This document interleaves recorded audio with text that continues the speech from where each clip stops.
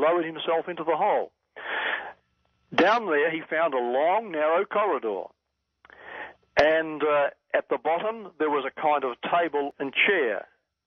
The walls appeared to be of crystal, but the table and chair also were of the same kind of crystal. And then sitting on the chair, on the seat, was an odd shape with, you could say, vaguely human features. He came up closer, and his heart almost stopped when he thought it might be a statue damaged in the course of time, but it wasn't a statue at all, because under that glass that covered that statue, there was a skeleton clearly inside it. Oh, my gosh. Was he melted? Did they do this to him? It looked like everything. The man, the furniture, walls had melted, then crystallized. My God. And some modern nuclear scientists have suggested that no natural burning flame or no volcanic eruption could have produced that kind of heat to cause this. But heat from atomic energy could have done the damage. And all along, over time, we find things like running water in old spots, aluminum cups, aluminum of all things, X-ray devices, plastic surgery. They had nose transplants in those days? Well, they were very artistic people in art and in sculpture. Why not in human face sculpture? So they certainly did. They had augmentations in those days. They did. In fact, they had all the things we have. They had plastic surgery. They had gold fillings. They had bridges in their teeth. They had wooden legs. People who lost a leg could still walk around on two legs. There was a 16-year-old girl Mummy found in Egypt that had a wooden leg. Yet somewhere along the line, we missed it, and we picked it up again. We picked it up in the 1800s, and started moving forward. But can you imagine how far technically we would be now, Jonathan, if we didn't have that break? Oh, yes. I mean, it's unimaginable. You and I would be living in a world that's just primitive if there had not been a break. I mean, our present world we think is advanced, but I think there would have been a lot further ahead of this. Oh, absolutely. I think by now we probably would have been to Mars and beyond. Oh, yes, I think we'd probably have colonies on Mars by now. Yep, absolutely. We probably had a different propulsion system, a new one. In India, they talk about flying machines. Yes, they do.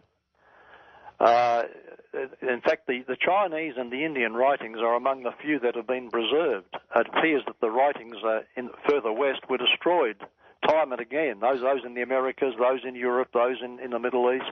But India is one of the few countries that has undestroyed manuscripts that have lasted so long. Yet mainstream science, Jonathan, just doesn't seem to want to be interested. That's true. That's very true. And so we have people being threatened with going to prison. We have others sworn to secrecy. Others have to sign documents. Scientists are murdered if they get out of step. That's the extreme.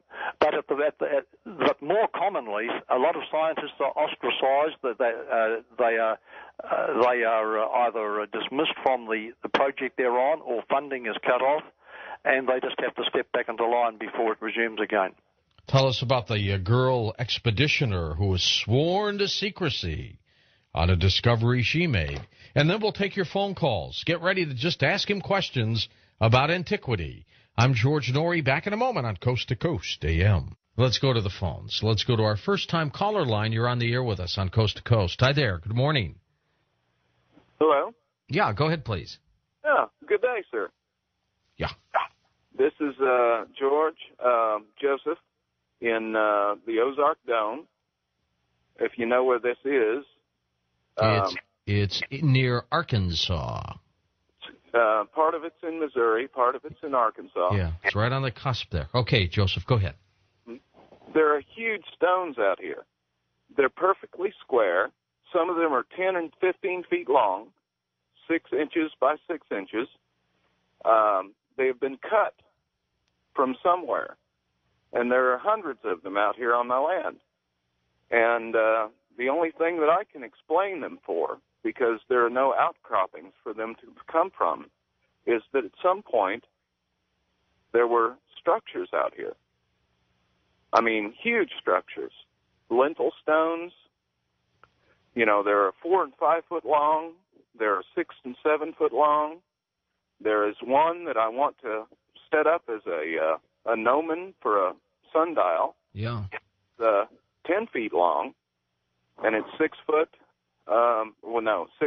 6 inches by 8 inches by 10 feet long, and they're all out of the native stone, but I can't figure out where they came from, and they're all weathered. Like, you know, I looked up weathering when they were talking about that with the Sphinx, and the type of stone that's out here, they would have to be 10 or 1,500 years old for them to be weathered to the extent that they are. So it's very puzzling to me.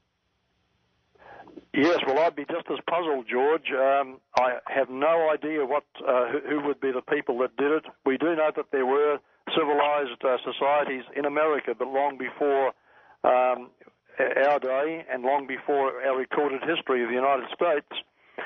I wish I had a time machine. I could go out and we could travel in and find out and watch these people, what they were doing and what they were building. Oh, if you could only do that. East of the Rockies, welcome to the show. You're on the air with us. Hi there. Thanks for that phone call. Go ahead. Yes, this is Chris from Georgia. Hi, Chris. Yes, I had a quick question. If he knew anything about the pyramids of Sidonia and the face on Mars, what does he know, or if he knows anything about that? All right. I don't know. Jonathan, are you aware of those? Yes, I'm aware of them, but I don't know a lot about them. I'd like to look at them close up. Is anyone there willing to shout me a rocket trip? Oh, that's how close up you want, huh? Oh, yes.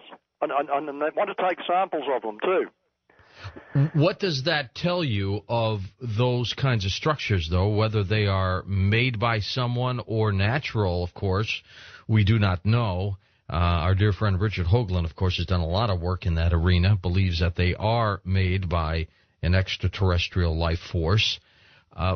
But the fact that it's even possible, I think, is a great story, Jonathan. Yes, the fact that it is possible.